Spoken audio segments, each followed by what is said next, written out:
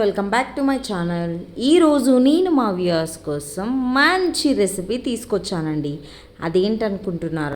Meal maker లేదా soya biryani.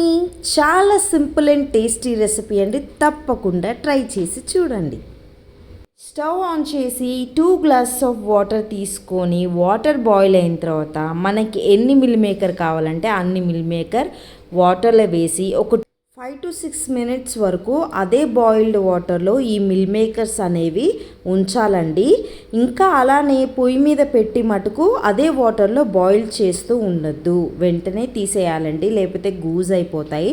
చూసారుగా, ఒకసారికైతే తీసి అన్నీ పక్కకు పెట్టాను, ఒక ప్లేట్లో పెట్టుకున్నాము. మళ్ళీ సెకండ్ టైం నార్మల్ వాటర్ తీసుకొని వాటిని క్లీన్గా కడుక్కున్నానండి.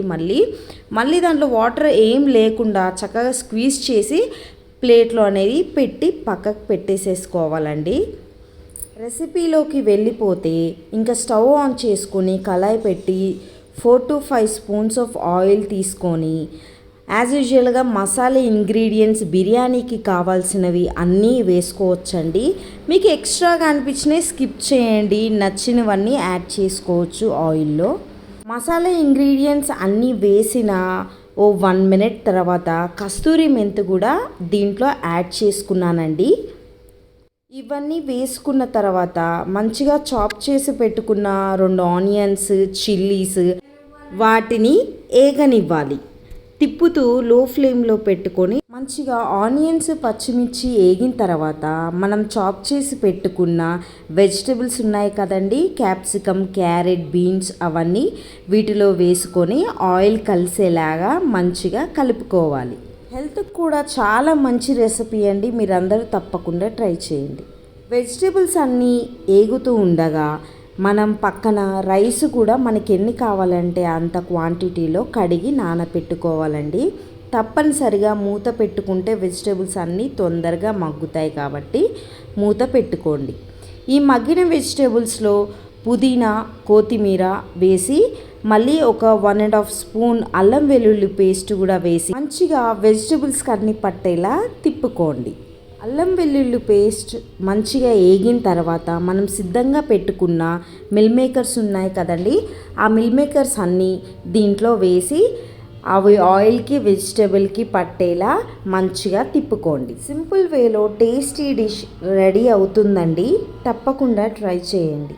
ఈ మిల్ మేకర్కి ఈ వెజిటబుల్స్ అన్నీ కలిపేలాగా చక్కగా తిప్పుకున్న తర్వాత ఒక స్పూన్ పసుపు అండ్ 1.5 స్పూన్ కారం అండ్ 1 స్పూన్ సాల్ట్ అనేది యాడ్ చేసుకొని అవి కూడా కలిసేలాగా చక్కగా కలుపుకోవాలండి. ఇంకోటి ఏంటంటే ఈ రైస్లోకి ఎవరెస్ట్ వారి షాహీ బిర్యానీ మసాలా అనేది వాడానండి. 1.5 స్పూన్ బిర్యానీ మసాలా కూడా యాడ్ చేసుకొని మంచిగా కలిసేలా తిప్పుకోవాలండి. వేసిన ఇంగ్రీడియంట్స్ అన్నీ వాటికి చక్కగా పట్టాలి కాబట్టి మెల్లగా తిప్పుకుంటూ లో ఫ్లేమ్లో పెట్టి మూత పెట్టి చక్కగా మగ్గనివ్వండి. నా కుకింగ్ వీడియో కనుక మీకు నచ్చినట్లయితే తప్పకుండా నా ఛానల్కి సబ్స్క్రైబ్ చేయండి.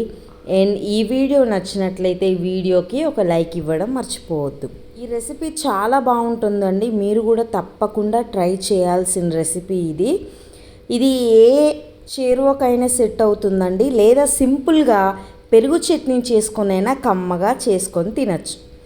అండ్ ఈ వెజిటబుల్స్ అన్నీ మగ్గిపోయిన తర్వాత మనం నానబెట్టుకున్న రైస్ దీంట్లో వేసి చక్కగా కలుపుకొని ఒక 2 minutes కుక్ అవ్వనివ్వండి. అయిన తర్వాత మనం వాటర్ని యాడ్ చేసుకోవాలండి. రైస్ క్వాంటిటీని బట్టి దీంట్లో వాటర్ అనేది యాడ్ చేసుకొని మూత పెట్టేసేయండి. నేనైతే రైస్ కుక్కర్లో పెట్టేశానండి.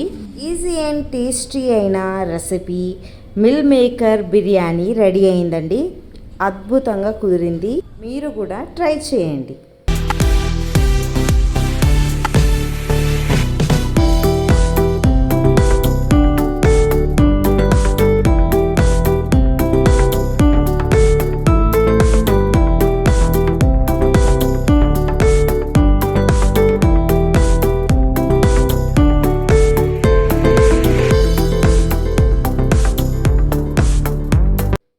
మంచి రెసిపీతో మళ్ళీ మీ ముందుకు వస్తానండి.